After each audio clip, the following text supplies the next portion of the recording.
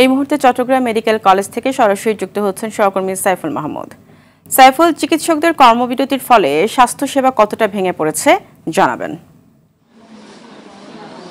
জি, আসলে ফারিয়া, আপনি যেমনটি বলেছেন, চিকিৎসকদের কর্মবিরতির ফলে কিন্তু চিকিৎসা সেবা কিন্তু অনেকটা ভেঙে পড়েছেন বলা যায়। আমি কিন্তু এই মুহূর্তে দাঁড়িয়ে আছি চট্টগ্রাম মেডিকেল কলেজ হাসপাতালের ইমার্জেন্সিতে। এখানে কিন্তু ইমার্জেন্সিতে কোনো রোগী কিন্তু ভর্তি করা হচ্ছে না।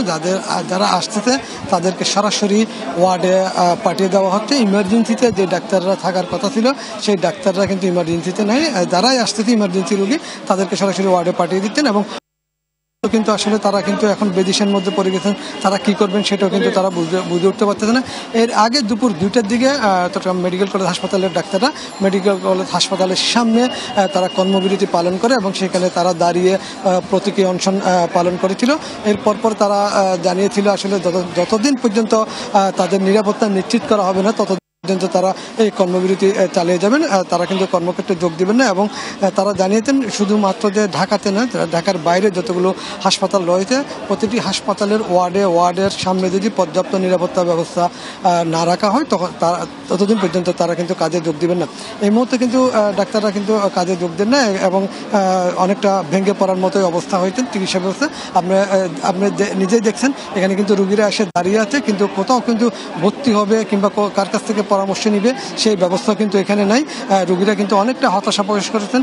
বিশেষ করে মহিলা রোগী যারা আসছেন বিভিন্ন দূর দূরান্ত থেকে, তারা কিন্তু অনেকটা হতাশার মধ্যে। তারা কিন্তু চেয়ারে বসে আছেন, অনেকে শুয়ে আছেন ফ্লোরে, এমনকি তারা কিভাবে চিকিৎসা পাবে সেটাও কিন্তু বোঝা যাচ্ছে না।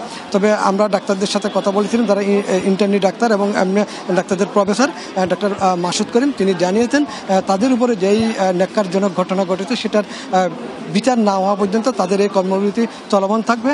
তবে কবে নাগাদ আসলে তারা ফিরবেন সেটাও কিন্তু তারা নির্দিষ্ট করে বলতে পারেনি। তবে তারা জানিয়েছেন পর্যাপ্ত পরিমাণে তাদের নিরাপত্তা ব্যবস্থা দিলে তখনই তারা কর্মক্ষেত্রে ফিরবেন বলে জানিয়েছেন।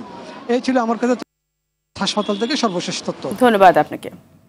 রাজশাহী মেডিকেল কলেজ থেকে সরাসরি যুক্ত হচ্ছেন সহকর্মী Mostafiz Rocky.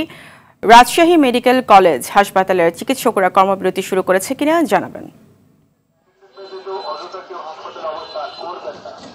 Faria, Dhaka medical college হাসপাতালে আমরা জানি যে চিকিৎসকরা কর্মবিরতি পালন করছেন, তবে রাজশাহী মেডিকেল কলেজ হাসপাতালে কিন্তু এখন পর্যন্ত কর্মবিরতিতে নামেনি চিকিৎসকরা।